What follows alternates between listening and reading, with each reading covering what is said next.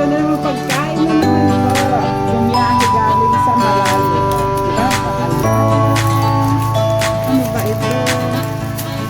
Ang camera mo, nakatutok na dito dapat.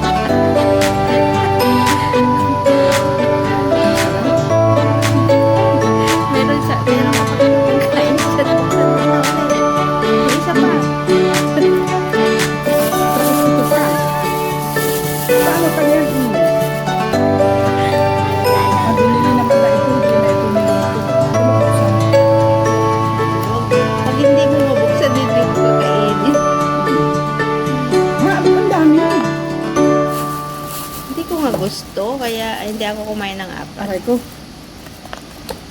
Ala, ang dami naman, girl. Ay, wala pang ayan, oh. Merong toothpick dyan. Paano pa ako kakain ng dinner nito? Ayan ang kainin mo. Kape na lang.